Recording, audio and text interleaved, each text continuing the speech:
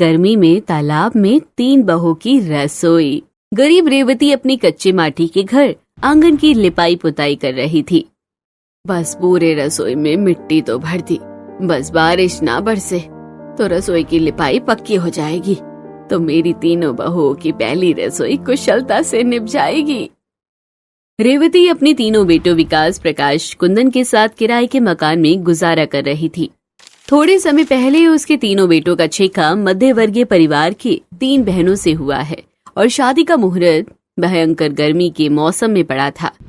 अड़ोस पड़ोस में सभी लोग पक्के मकान डालकर बसे हुए थे। नीरज मन से रेवती अपने मकान को निहारते हुए, साज सजावट के बिना मेरा मकान कितना खाली लग रहा है। भला कौन देखकर कहेगा कि ये शादी वाला आंगन है। जो जमा जोड़ा था वो भी शादी के खर्चे में निकल गया। तभी रेवती अपनी पड़ोसन शारदा के गार्डन में खूब सारे गेंदे के फूल उपजे हुए देखकर उम्मीद से उसकी कोठी का दरवाजा खटखटाती है। नमस्ते शारदा बहन जी। नमस्ते। कहो रेवती, कैसे आना हुआ? दरअसल शारदा जी, कल मेरे तीनों लड़कों की बारात है। घर में बहुएं आने वाली हैं। अगर आपके बगीचे से थोड़े गेंदे के फूल मिल जाते तो मेरे गरीब मकान में थोड़ी रौनक लग जाती। फूल मांगते हुए गरीब रेवती के चेहरे पर लाचारी और उम्मीदें दोनों साफ साफ झलक रही थी। पर कहते हैं ना, अमीरों की घमंड से चढ़ी आंखों में गरीबों के लिए हमदर्दी की कोई जगह नहीं होती। तुम जैसी 3rd क्लास गरीब बहू के लिए मैं अपना बगीचा क्यों उजाड़ू? फूल वाले से एक एक पौधा मैंने इतने महंगे रेट में खरीद कर लगवाए हैं ताकि मेरा गार्डन एरिया अच्छा लगे। तुम्हारी बहू के लिए मैं अपनी गार्डन का शो क्यों खराब करूं? अब जाओ यहाँ से। घमंडी शारदा रेवती की गरीब परिस्थितियों का अनादर करके उसे भगा देती है। टूटे मन से रेवती तालाब पर जाती है, जहाँ अपना गम भुलाने के लिए वो घंटों तक बैठा करती थी। हे विधाता, तेरी रची दुनिया में हम गरीबों की कोई इज्जत नहीं है। कल शादी करके मेरे घर में लक्ष्मी आने वाली है और मेरा मकान सूना पड़ा है। मेरे पास सजावट के लिए एक फूल या कली भी नहीं जो अपने घर द्वार अंगने को सजा सकूं। तभी रेवती तालाब के गहरे पानी में देखती है, जिसकी सतह पर हरे पत्ते किसी चादर के समान बिछे थे और काफी सारे कमल के फूल खिले थे, जिससे रेवती को जुगाड़ सूझता है। हे गंगा मैया, आपका कोटि कोटि धन्यवाद। मेरे पास इतना अथाह पैसा तो नहीं है कि महंगा लाइट और लड़ी खरीद कर मकान सजवा सकूं, लेकिन अपने घर की लक्ष्मी का आदर इन कमल के फूलों से कर सकती हूँ। रेवती तालाब में उतरकर तैरते हुए गहरे भाग में जाकर उन कमल के सारे फूलों को तोड़कर घर लाकर सजावट करती है। बस भगवान जी, इस गर्मी में ये कमल के फूल कल तक टिक जाएं, मुरझाएं मत। तभी एकदम से मकानदार 2 लेबर को लेकर आता है। चलो भाई, दोनों लग जाओ काम पर। सबसे पहले इस चूल्हे वाले कोने से तोड़ना चालू कर दो। जी साहब। अपने मकान के टूटने के बाद से रेवती की आंखें डबडबा जाती हैं। ठहरिए जरा मकानदार जी, कल मेरे बेटे का विवाह है। आज एकदम से मकान क्यों तोड़वा रहे हैं? मेरे घर में 3 बहू आने वाली हैं। थोड़ा तो विचार कीजिए। देखो रेवती बहन, अब तुम्हारे परिवार के चक्कर में मैं अपना नुकसान तो नहीं कर सकता। कोर्ट वाले ने नोटिस भेजा है। इस मकान की हालत देख रही हैं, एकदम कच्चा हो गया है। खुदा न खास्ता किसी दिन तुम्हारे परिवार पर मकान ढह गया तो मैं तो जिंदगी भर जेल में चक्की पीसता रह जाऊंगा। इसलिए भैया तुम खाली कर दो आज के आज घर। तभी गर्मी और पसीने से भीगते रेवती के तीनों लड़के मजदूरी करके आ जाते हैं। राम राम मकानदार जी, आप यहाँ? सब गनीमत तो है? मकानदार प्रकाश को पूरी बात समझाता है।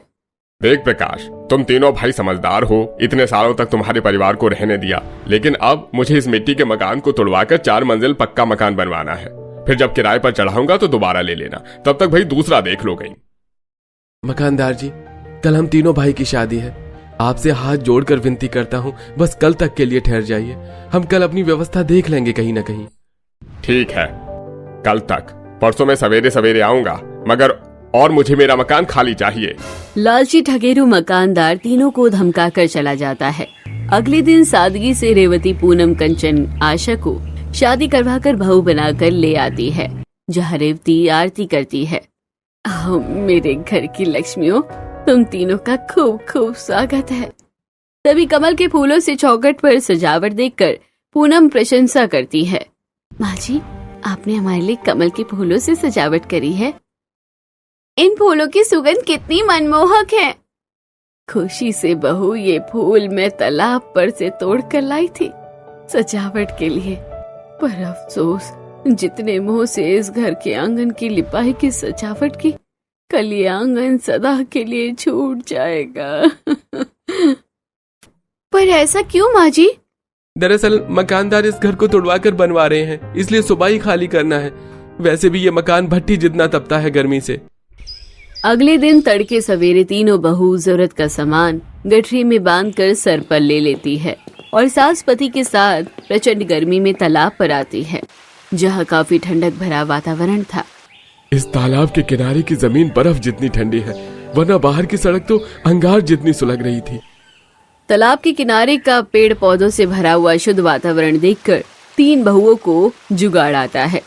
इतनी ज्वालामुखी जैसी गर्मी में बिना मकान के रहना तो असंभव है। फिलहाल के लिए इस तालाब के किनारे हम अपनी कुटिया टिका लेते हैं। इस सूखी जमीन की घास तो गर्मी से जलकर पीले पड़ गए हैं, मगर जरा इस तालाब के अंदर देखो कितनी ऊंची ऊंची घास है। तगड़ी गर्मी में तीनों बहू हंसिया लेकर तालाब के अंदर के सारे घास काटती है।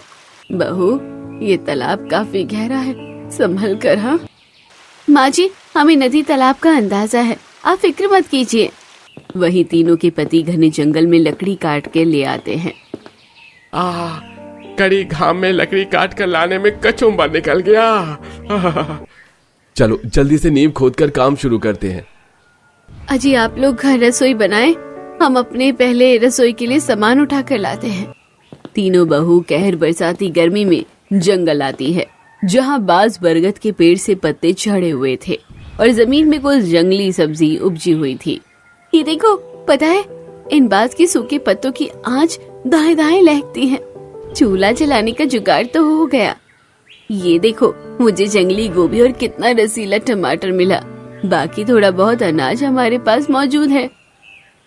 तभी जंगल में थोड़ा और चलकर जाने पर उन्हें पेड़ से काफी सारे कच्चे पक्के आम गिरे मिलते हैं, जिसे चुनकर वो जंगल के दूसरे रास्ते से तालाब के पास आती है, जहाँ काफी सारी मछलियाँ तैर रही थी और किनारे पर सीप पड़े थे। ये देखो, इस तालाब में कितनी बड़ी बड़ी मछलियाँ तैर रही हैं और पानी के ऊपर उन्हें चौलाई का साग और कमल ककड़ी पनपा दिखता है। देखो, हमारी पहली रसोई पकाने का जुगाड़ तो इस तालाब किनारे से ही मिल गया। चलो अब चलते हैं। तीनों भयंकर गर्मी से पसीने से भीगी हुई तालाब के वृक्ष दाएं हिस्से में आती है। हम भाइयों ने घर और रसोड़ा तैयार कर दिया। ओहो, आप लोग खाना बना लीजिए, अब तो बहुत भूख लगी है। जी, केवल हमें थोड़ी देर दीजिए, बनाते हैं। पर आशा, हमारे पास चूल्हा तो है नहीं, खाना किस पर बनाएंगे? कंचन, जरा देखो इस तालाब के किनारे की काली मिट्टी। इस मिट्टी का चूल्हा बहुत ही टिकाऊ मजबूत बनता है। अभी तो गर्मी का मौसम है, अगर हम सभी चूल्हा बनाएंगे तो 1-2 घंटे में सूख जाएगा। अब तीनों भाई तालाब किनारे की मिट्टी खुरच कर निकालते हैं और चूल्हा बनाकर सुखाते हैं और तालाब के पास ठंडक में खाना पीना बनाते हैं। साग के पकोड़े, मछली चावल और आम पन्ना बनाती हैं। मेरा तो इस तालाब के तट पर खुले में खाना बनाने में बड़ा मन लग रहा है। सच में उस बंद चार दीवारी से अच्छा इस तालाब किनारे ताजी ताजी हवा खाते हुए हमने पहली रसोई कर ली। उतनी देर में रेवती घास जोड़ जोड़ कर बड़ी सी चटाई बिन देती है। बहू, ये लो, मैंने घास की चटाई बनाई है, इसी को बिछाकर खाना परोसना। अरे वाह माँ जी, आपने क्या सटीक जुगाड़ लगाया। आप तीनों भाई आकर खाना खा लीजिए।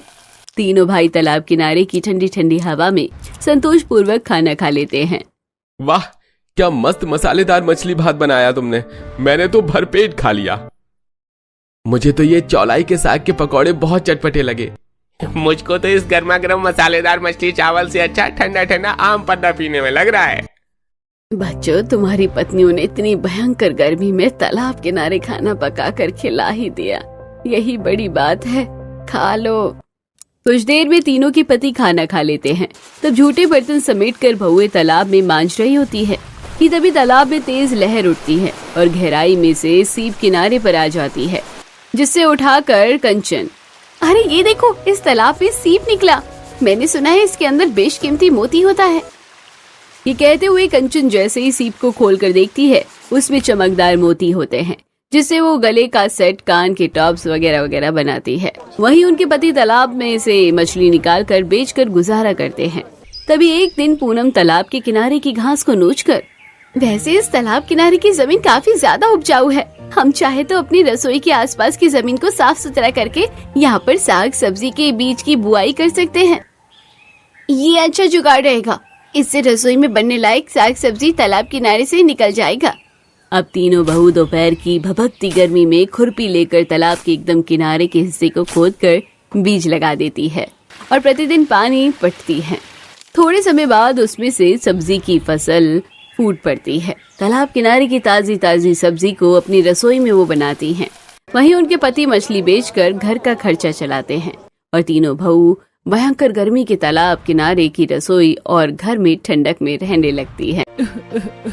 नहीं, ये नहीं हो सकता। भगवान मेरे साथ ऐसा कैसे हो सकता है? मोहिनी, संभालो अपने आप को। कम से कम तुम्हारे परिवार में से तो किसी को कोई नुकसान नहीं पहुंचाना। किसी को नुकसान तो नहीं पहुंचा, लेकिन भगवान ने हमसे हमारी छत तो छीन ली ना। अरे हम गरीब किसी का क्या ही बिगाड़ते हैं, जैसे तैसे कर झोपड़पट्टी में अपने परिवार के साथ जिंदगी गुजार रही थी, लेकिन भगवान से ये भी नहीं देखा गया। मैं भी मर क्यों नहीं गई इस तूफान में। मोहिनी, ये तो कैसी बातें कर रही है? अगर तुझे कुछ हो जाता तो तेरे बच्चों का क्या होता? आप ही बताइए, अब मैं क्या करूं? आसपास जिसके पक्के मकान है वो इस आंधी तूफान में अपने घर में सुकून की सांस ले रहे, लेकिन हम जैसे गरीबों का क्या? थोड़ी देर पहले आए आंधी तूफान ने मोहिनी का और उसके परिवार का घर उजाड़ दिया था, जिसे देख शालिनी का दिल भी कांप उठता है। थोड़ी देर बाद जब दोनों सास बहू घर आती हैं, मुझे तो बहुत बेचैनी सी हो रही है। आज जो मोहिनी और उसके परिवार के साथ हुआ, अगर कल को हमारे साथ हो गया तो हमारा घर भी कितना पुराना और कमजोर है। शालिनी बहू, शुभ शुभ बोल, भगवान ना करे ऐसा हो। मुन्नी तो अभी गोद की है और सूरज भी काफी छोटा है, क्या करेंगे हम? हे भगवान, भले ही हमें एक वक्त भूखा सुला देना, लेकिन हमारा ये संसार मत उजाड़ना। मोहिनी के साथ हुए हादसे की वजह से शालिनी काफी ज्यादा परेशान थी। ऐसे ही 1-2 दिन गुजर जाते हैं। आज मौसम थोड़ा साफ था, तो इसलिए आसपास के काफी सारे बच्चे शालिनी के घर के बगल में ही लगे एक बड़े से पेड़ की डाली पर झूला डालकर खेल रहे थे। तो वहीं कुछ लोग धूप में उस पेड़ की छांव के नीचे बैठे थे। तुम्हारे आंगन में लगा ये पेड़ है तो हम सबके बड़े काम का। गर्मियों में छांव देता है, बच्चे आराम से झूलते हैं। अरे पेड़ तो होते ही हैं हमारे साथी, सुख दुख में कहीं ना कहीं हमारा साथ देते हैं। उनके बिना जीवन थोड़े ना है हमारा। उस बड़े से पेड़ को आसपास के लोग काफी ज्यादा पसंद करते थे और हर दिन कोई ना कोई उसे पानी देता था। ऐसे ही कुछ दिन गुजरते हैं और आज एक बार फिर मौसम अपना रूप बदलने लगता है। क्या हुआ मेरी मुन्नी को? आज क्यों इतना रो रही है? बहू, क्या हो गया? बच्ची को कब से रो रही? तूने दूध नहीं पिलाया? कैसे? लगता है भूख लगी है। माँ जी, अभी थोड़ी देर पहले ही तो दूध पिलाया है। पेट तो इसका भरा भरा सा लग रहा है। लगता है ये बादल गरजने की आवाज से रो रही है। देखिए ना, आसमान में कितने काले बादल छा गए हैं। मेरा तो दिल बैठा जा रहा है। अरे बहू, परेशान मत हो, बारिश का मौसम है और शाम भी तो हो चुकी है। लोरी गाकर शालिनी अपनी बच्ची को सुलाती है और अब सबके लिए खाना बनाती है। रात में सारा परिवार खाना खाकर सो रहा होता है कि तभी बाहर काफी तेज आंधी तूफान चलने लगता है, जिससे उनका कमजोर घर हल्का हल्का हिलता है, जिससे शालिनी एकदम घबरा कर उठती है। माँ जी, विनोद जी, सूरज, जल्दी से उठो, देखो हमारा घर कैसे हिल रहा है। शालिनी झट से झूले में सो रही अपनी बच्ची को अपने सीने से लगा लेती है और पूरा परिवार सहम कर खड़ा हो जाता है। अरे हमारा घर तो हिलने लग गया है, लगता है इसकी दीवारें टूटने वाली हैं, हमें जल्दी से बाहर चलना चाहिए। पूरा परिवार जैसे ही डर के मारे आंधी तूफान से बाहर निकलता है तो अचानक उन सबके सामने हवा में उड़ता हुआ एक बड़ा सा टीन का टुकड़ा आ गिरता है, जिससे सभी काफी डर जाते हैं। 2 कदम और अगर हम लोग आगे खड़े होते तो ये टीन तो हमारे सर पर ही गिरता। ना घर के अंदर रह पा रहे हैं और ना ही बाहर। बाहर काफी ज्यादा खतरा है। देखिए आंधी तूफान में कितनी बड़ी बड़ी चीज उड़कर इधर उधर जा रही है। हमें घर के अंदर ही चलना चाहिए। सभी लोग घबराकर घर के अंदर चले जाते हैं और थोड़ी देर में तेज आंधी तूफान उनकी छत को उड़ा ले जाता है। थोड़ी देर बाद तूफान थमता है। विनोद अपनी छत को ढकने के लिए छत के चारों कोनों पर तिरपाल बांध देता है। फिलहाल के लिए तो मैंने तिरपाल बांध दिया है, तो धूल मिट्टी घर के अंदर नहीं आएगी। न जाने भगवान किस बात से हम गरीब से बदला ले रहा है। पहले मोहिनी का परिवार और अब हमारा परिवार। आपके सेठ तो इतने अच्छे हैं, तो आप उनसे कुछ पैसे क्यों नहीं ले लेते जिससे हम अपने घर को मजबूत बना सके। ठीक कह रही हो, कल जब मैं फैक्ट्री जाऊंगा तो इस बारे में सेठ जी से बात करूंगा। अगले दिन विनोद जैसे ही फैक्ट्री के लिए निकलता है तो थोड़ी देर में ही घर वापस आ जाता है। तू अभी तो गया था और इतनी जल्दी वापस आ गया। फैक्ट्री बंद है क्या आज? लेकिन आज तो रविवार भी नहीं है। माँ, रोज रोज के आंधी तूफान को देखते हुए सेठ जी ने कुछ दिनों के लिए फैक्ट्री बंद कर दी है और वो बाहर चले गए हैं। बड़ी मुश्किल से 1 हफ्ते की दिहाड़ी दी है उन्होंने। अब हम क्या करेंगे? आप लोग परेशान मत होइए, मैं इधर उधर नौकरी देख रहा हूँ, कहीं ना कहीं तो कुछ काम मिल ही जाएगा। विनोद आसपास काफी जगह पर काम ढूंढता है लेकिन कहीं उसे कोई काम नहीं मिलता और ऐसे ही कुछ दिन गुजर जाते हैं। आज सारा परिवार घर में बैठकर खाना खा रहा होता है कि तभी फिर से एक बार और आंधी तूफान आता है और इस बार उनके घर की दीवारें काफी तेज तेज हिलने लगती हैं। हाँ देखो, हमारे घर की दीवारें कैसे हिल रही हैं। मुझे काफी डर लग रहा है माँ, कहीं हम मर तो नहीं जाएंगे। हमें जल्दी से बाहर निकलना होगा, अब जो भी होगा देखा जाएगा। पूरा परिवार जल्दी से बाहर निकलता है और थोड़ी ही दूर पर बने मंदिर में चला जाता है। कुछ देर में आंधी तूफान अपनी रफ्तार को और तेज बढ़ा लेता है जिससे आंगन में लगा वो सालों पुराना पेड़ सीधा जड़ों से उखड़कर शालिनी के घर पर जा गिरता है और जो बचा कुचा घर था उसे आंधी तूफान तबाह कर देता है। और अब जब आंधी थमती है तो पूरा परिवार अपने तिनके जैसे बिखरे घर को देखकर काफी रोता है। हे भगवान, ये क्या हो गया? हमारा भी घर उजड़ गया। आज के बाद मेरा विश्वास तुझ पर से उठ गया है। मैंने तुझसे इतनी मिन्नतें मुरादें मांगी लेकिन उसके बावजूद भी तुझे हम पर तरस नहीं आया।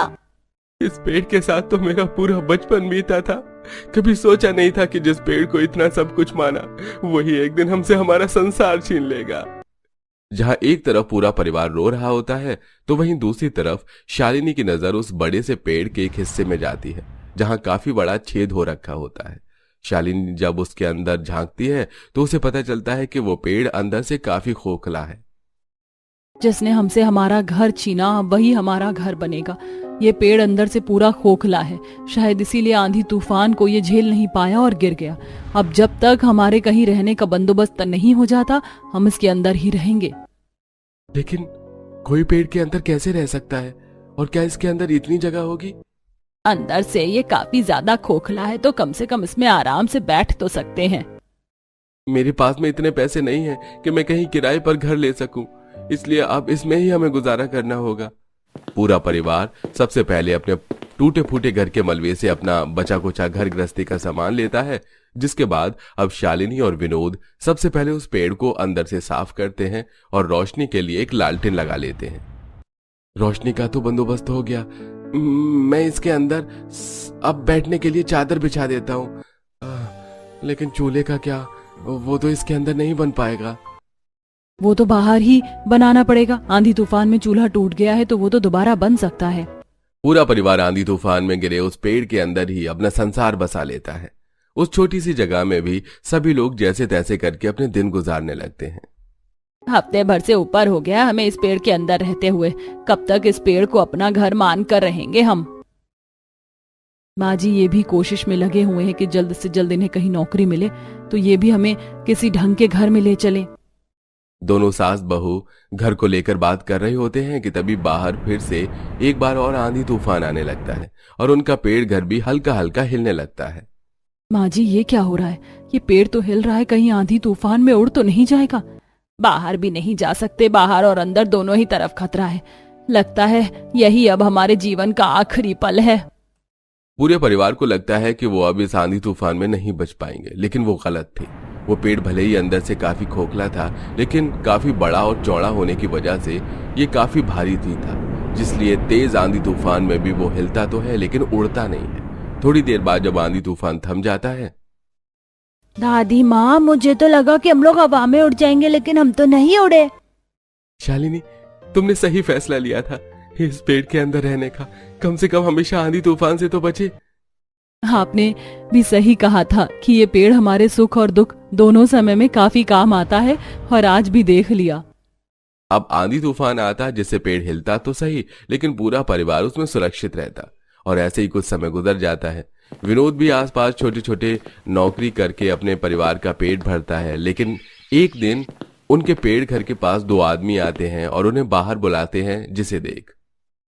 आप लोग कौन हैं? देखने से तो कोई अफसर लग रहे हैं। कहीं आप हमारे इस पेड़ घर से हमें बाहर निकालने तो नहीं आए हैं? देखिए, हमारा घर आंधी तूफान में उजड़ गया है।